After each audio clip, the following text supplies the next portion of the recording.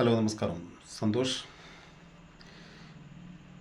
NDA കേന്ദ്ര സർക്കാരിൻ്റെ 16ാം ധനകാര്യ കമ്മീഷൻ ദാരിദ്ര്യ നിർമ്മാർജ്ജനം ലക്ഷ്യമാക്കി 7% സാമ്പത്തിക വളർച്ചയിൽ ലോകത്തിലെ 4ാമത്തെ സാമ്പത്തിക രാജ്യമായ ഇന്ത്യയിലെ യുവാക്കൾക്ക് പ്രാതിനിധ്യം നൽകി പുതിയ ലേബർ കോഡ് അടക്കം 300-ലധികം പരിഷ്കാരങ്ങൾ നടപ്പിലാക്കി. ചരിത്രത്തിലാദ്യമായി കർത്തവ്യപഥിൽ വെച്ച് തയ്യാറാക്കി 2026 ഫെബ്രുവരി 1 ഞായറാഴ്ച സബ്കാ സാത്ത് സബ്കാ വികാസ്, എല്ലാവർക്കുമൊപ്പം എല്ലാവരുടെയും ബജറ്റിന് പാർലമെന്റിൽ അവതരിപ്പിച്ച് ധനകാര്യ വകുപ്പ് മന്ത്രി നിർമ്മല സീതാരാമൻ. ഇന്ത്യയെ ബയോഫാർമ നിർമ്മാണ ഹബ്ബാക്കി മാറ്റും. ചെറുകിട വ്യവസായങ്ങൾ, ടെക്സ്റ്റൈൽ സമ്മർ 2.0 പദ്ധതി, കായിക ഉപകരണങ്ങൾ വർദ്ധിപ്പിക്കും. കണ്ടെയ്നർ നിർമ്മാണം, നാഷണൽ ഫൈബർ പ്രൊജക്ട് പദ്ധതി, കേരളം ഉൾപ്പെടുന്ന അപൂർവ ധാതു ഇടനാഴികൾ, മഹാത്മാഗാന്ധി ഗ്രാമസ്വരാജ് പദ്ധതി, 5 വർഷത്തിനുള്ളിൽ ദേശീയ ജലപാതകൾ 20 എണ്ണം, 7 അതിവേഗ റെയിൽ ദേശീയ ഇടനാഴികൾ, 5 മേഖലാ മെഡിക്കൽ ഹബ്ബുകൾ, ദേശീയ ഔഷധ സസ്യ ഉൽപാദനം വർദ്ധിപ്പിക്കും. ഓൾ ഇന്ത്യ ആയുർവേദ ഇൻസ്റ്റിറ്റ്യൂട്ട് 3 എണ്ണം, വനിതകൾക്കായി ജില്ലകൾ തോറും ഹോസ്റ്റലുകൾ, മെഡിക്കൽ ടൂറിസത്തിന് പദ്ധതി,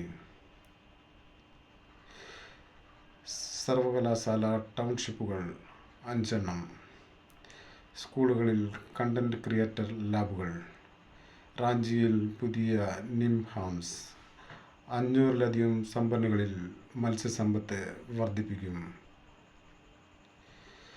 ഭാരത് വിസ്താർ AI സാങ്കേതിക വിദ്യകൾ കർഷകർക്കായി, വനിതാ സംരംഭകർക്കായി ഷിമാർട്ടുകൾ, കൃത്രിമ അവയവ നിർമ്മാണം, അന്താരാഷ്ട്ര ട്രക്കിംഗ് കേന്ദ്രങ്ങൾ ജമ്മു കാശ്മീർ അടക്കം 3 എണ്ണം, ശാരീരിക പരിമിതികളുള്ളവർക്കായി ദിവ്യാംഗൻ കൗശൽ യോജന, പുതിയ ഇൻകം ടാക്സ് ആക്ട് ഏപ്രിൽ 1 മുതൽ, നികുതി നിയമങ്ങൾ ലഘൂകരിക്കും. വാഹനാപകട ഇൻഷുറൻസ് തുകയ്ക്ക് നികുതിയില്ല. വാഹനാപകടം സംഭവിച്ചാൽ 5 ദിവസത്തെ ചികിത്സ സൗജന്യം. മെഡിക്കൽ വിദ്യാഭ്യാസത്തിനുള്ള വിദേശയാത്രകൾ TCS 5-ൽ നിന്ന് 2 ആക്കി.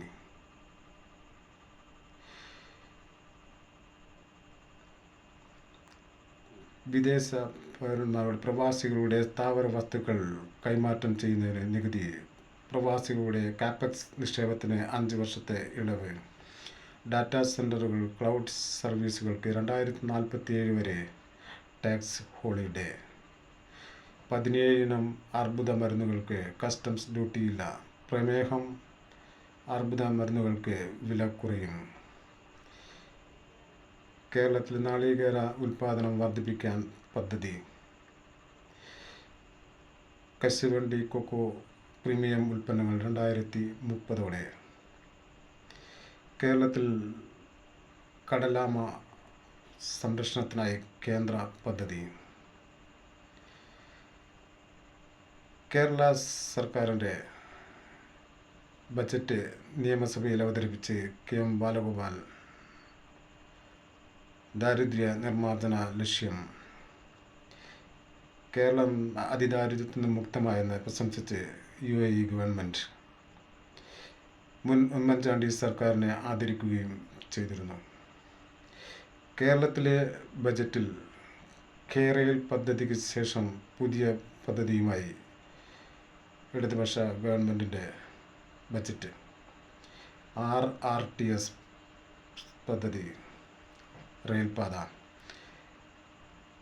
കഴിഞ്ഞ നിയമസഭാ തെരഞ്ഞെടുപ്പിൽ മത്സരിച്ച ദില്ലി മെട്രോമാൻ E. ശ്രീധരൻ പുതിയ അതിവേഗ റെയിൽപാതയുടെ പ്രൊജക്റ്റുമായി DPR തയ്യാറാക്കുന്നതിനായി പൊന്നാനിയിൽ ഓഫീസ് തുറന്നു.